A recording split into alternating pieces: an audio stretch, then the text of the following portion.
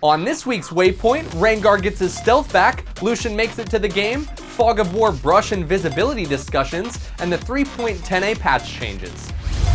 What's up guys, and welcome to Waypoint, your weekly League of Legends recap for August 29th, 2013.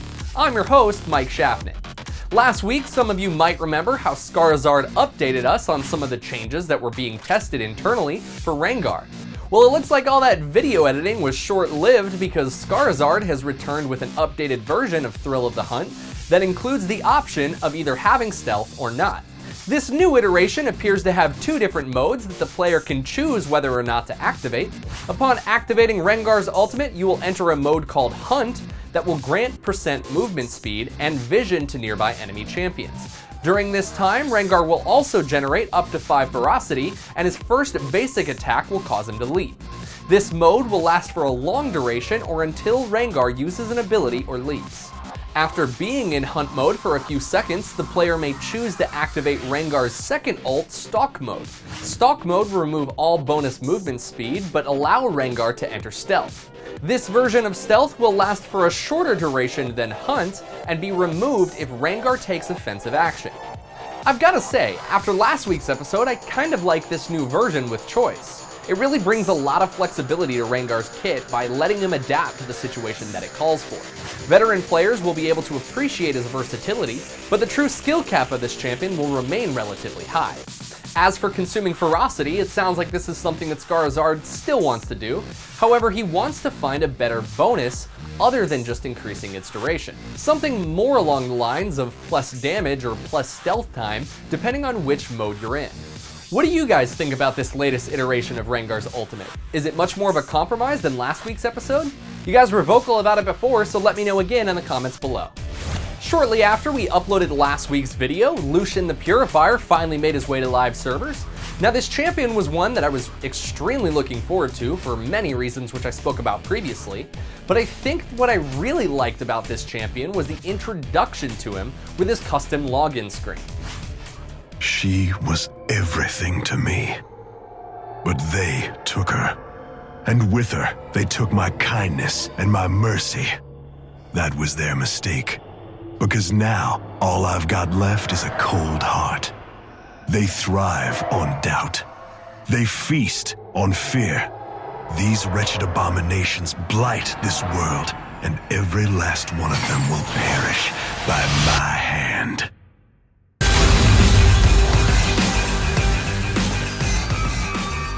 Never before has Riot done such an excellent job of introducing, but also setting up a champion's background story. All it took was 30 seconds and I knew everything I needed to know that made me want to jump in and start kicking Thresh's ass. These simple yet effective stories seem to be surfacing all over the place, bringing new and invigorating experiences to playing certain champions. No longer do I feel trapped into reading a character bio. Riot is presenting us with the story, and I think I speak for everyone when I say, "Please, sir, can I have some more?" What? More? An interesting discussion was started on the main league forums by senior software engineer Yakaru regarding the Fog of War and brush visibility. It appears as though Yakaru is concerned about the inconsistent nature of which it should or shouldn't make you visible and is asking for the community's input. The way things currently work is that auto attacks will reveal a champion, but certain abilities might not. Abilities like Nunu's ultimate Absolute Zero can be devastating to an enemy team that don't realize it's there, and abilities like Blitzcrank's Rocket Grab and Nidalee's Spears reveal the projectile, but not the champion itself. According to Yakaru, these inconsistencies make it difficult to explain to new players, which is why that they are looking for feedback on finding a unified solution. His first reaction was that any aggressive action should probably reveal the enemy champion. But hold on, before everybody gets into a tizzy down in the comments, Nunu's ultimate already spawned a huge topic of discussion within the thread itself, and I think that's because a lot of players would argue that clever use of Absolute Zero is simply a part of the skill and excitement that comes from playing that champion. However, in the same light, I can also agree that its consistency is confusing for new players and that they could benefit from an overall solution. A possible compromise brought up by one of the League of Legends players is that maybe it's best to show the particle effects, but not directly reveal where Nunu is located. Although, I think any smart player is going to assume that it's at the very center of the giant swirling wintry vortex. If you guys want to voice your opinion about possible visibility changes, be sure to check out the link to the official forums in the description below.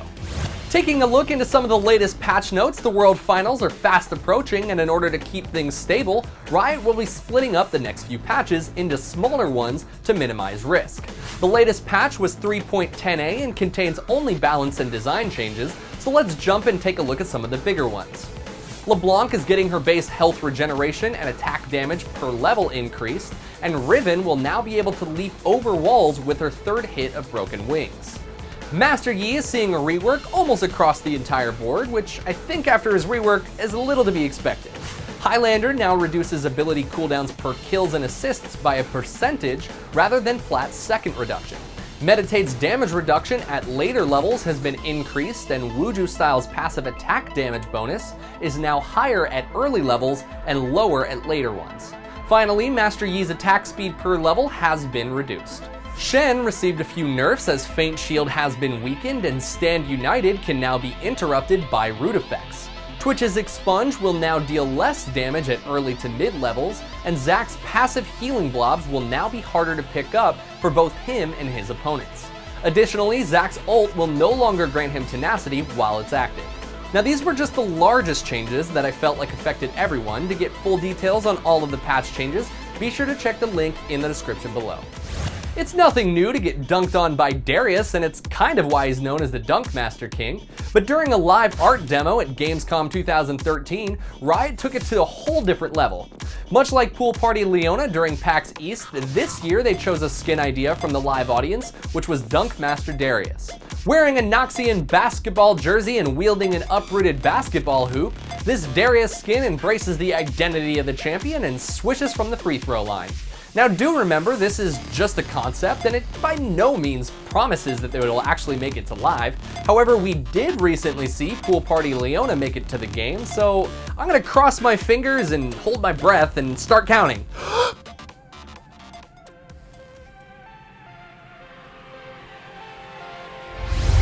Switching gears from news to esports, but first I want to tell you guys about a service that I'm sure you've all heard of, but maybe you guys have never actually tried. I'm talking about Netflix. Now, Netflix is a wonderful service that offers hundreds of movies, television, shows, animes, and original series all on demand for your viewing pleasure. For example, a great show that's now airing its final season on AMC right now is Breaking Bad. But Breaking Bad is a series that started back in 2008, and I think it's safe to say a lot of you might have forgotten some of the details along the way. Just log into Netflix right now and get access to all 5 previous seasons and watch them back to back for your viewing pleasure. If you haven't checked out Netflix, or maybe you're looking to create a new account, head on over to netflix.com/GameBreakerTV and you'll get a free 30-day trial allowing you to start watching series like Breaking Bad today. Moving on to some esports and looking at the EU regionals, 6 teams from the EU LCS battled it out to decide who would go to the World Championships in Los Angeles. Team Alternate and Ninjas in Pajamas were knocked out during the quarterfinals, while Fnatic and Lemon Dogs won the next round of matches, granting them spots in the World semifinals. In the end, Fnatic beat out Lemon Dogs to take the first seed at Worlds, and Gambit triumphed over EG, denying them a spot in the championships. A few things to note from this week: the Fnatic vs EG game was a favorite for fans of both teams. Some would say that Fnatic got their revenge since last year they were denied the spot in World Championships by EG. And even though EG lost to Gambit in the 3rd place match, they still secured a spot in the Season 4 LCS by making it to the semifinals. So all you EG fans can rest easy knowing that your favorite league players will be returning next season. In the wildcard tournament, teams from 5 different countries met to decide who would get a spot in the World LCS Championships. There were some interesting compositions, including an AD Lulu, but Gaming Gear EU from Lithuania came out on top after defeating Brazil's Pain Gaming in the finals. The North American regionals will be held later this week at PAX Prime in Seattle. Cloud9 and Vulcan will automatically move on to the semifinals, where they will face off against the winners of the quarterfinals. TSM vs CLG will kick off the events, followed by Curse vs Dignitas in the quarterfinals. Moving on to some of the top plays for this week, Dark Passage vs Gaming Gear. Mezzarine on Gragas uses his ultimate for a perfectly timed Baron steal. Gaming Gear vs Pain Gaming, Heavens on his unconventional AD Lulu gets a surprising kill on NBS. Oh my God. On AD Lulu, 0-6-3 has turned it around. He's gonna get the kill on MBS. I think MBS is a bit surprised himself. But it doesn't take long for Deadly Brother to run in seconds later for the cleanup. Poor Lulu. Dark Passage vs Gaming Gear, NBS scores an unconventional double kill on Zac because Roesta and Fabulous from Dark Passage were too focused on the gank to realize that they were taking too many tower hits. Riosta's gonna go down to the tower. Double kill! It's gonna be a double kill! Lemon Dogs vs Fnatic, a team fight breaks out near Baron, both teams splitting up during the fight as if there isn't any communication going on.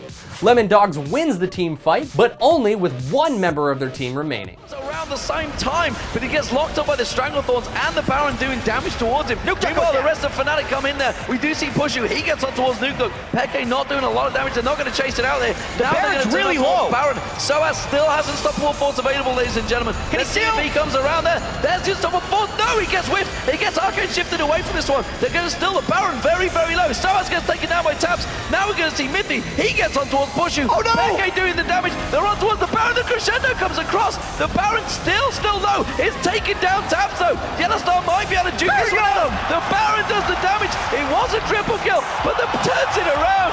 And it is an ace for Lemon Dogs. The Baron was down to nothing in hit points. That does it for this week's episode of Waypoint. Be sure to check back every week on Thursday for updated League of Legends news. If you guys like this video, please head on over to youtube.com/LolNationTV and subscribe as it helps build our audience. I'm Mike Shaffnet. You guys can follow me on Twitter @Mike Shaffnet. Thank you so much for watching, and I'll see you guys at the next Waypoint. Game Breaker TV.